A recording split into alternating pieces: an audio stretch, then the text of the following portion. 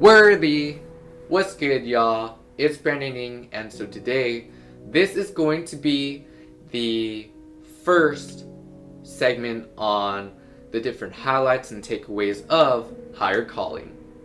So before this event, I was actually trying to be more intuitive with my worship, but at the same time, I was still, a little awkward with it, right? If it was kind of quiet, I'm kind of like, worthy is, and I don't want to threaten anyone else with my A1 notes, the death note. I don't know. No, but seriously, from the very first day when I was headed toward the event, I got the impression that worship was going to be a huge thing. For my banchans, shout out to my banchans, my group, Andy, John, Jiwoo, Andrew, Justin, Paul, yeah. And the very first other person that I met there was also Jack. In the first service, I really understood why they were saying so. And we first huddled up amongst our groups and prayed amongst each other in a circle to really prepare our hearts for the service and the sermon and the worship that night. And it's just the fact of having all these brothers and sisters really being in the presence of God initially and really letting everything go, just what's genuine to them. And I admired how powerful and how explosive some of them got. And I'm not gonna lie, when I kind of was in this environment, I was like, is it weird that I don't feel as strongly, while I'm worshiping? But at the same time, I was like, nah, forget about it, don't compare yourself, just stick to what you feel is genuine, right? And I did, here and there, kind of held on to my fanny pack, holding my batteries and, just kind of waving away. But the turning point was in a couple of our student times, which is basically a intimate talk or discussion among our group.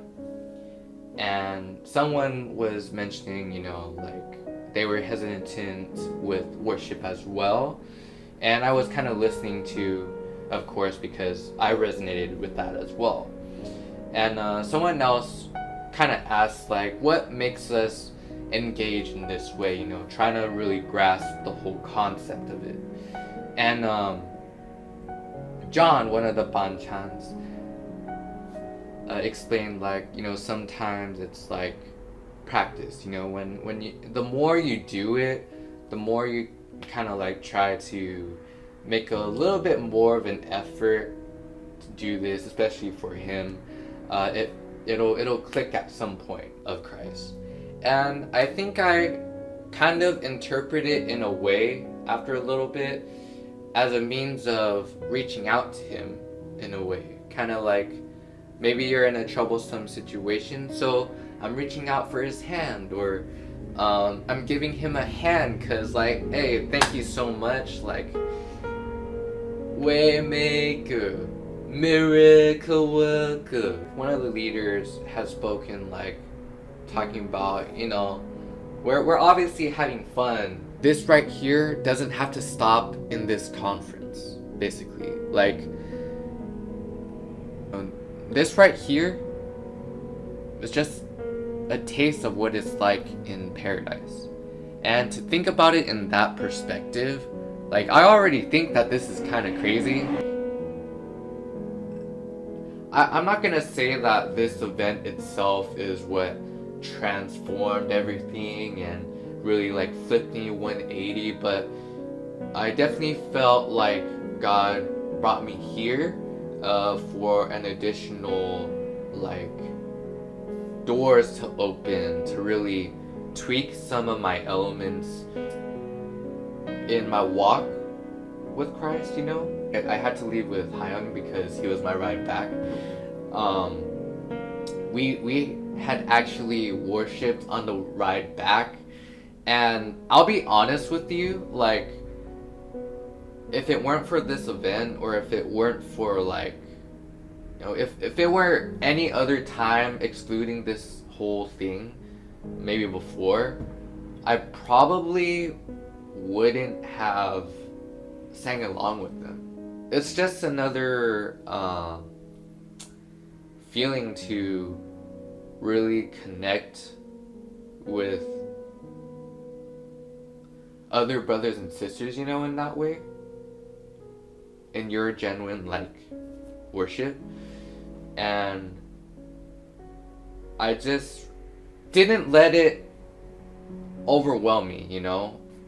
Like, it was like a new unlocked character, you know? And I just couldn't wait to apply it to the very next day because it was Sunday. It was super freeing just to, like, let it all go like that after the event, especially. So you know how worship is about to end and the leaders tell you to say hello to someone next to you and then you can sit down? I was like, oh, okay, worship's over. It's okay, it's alright. It was a good sesh. But then there was one more.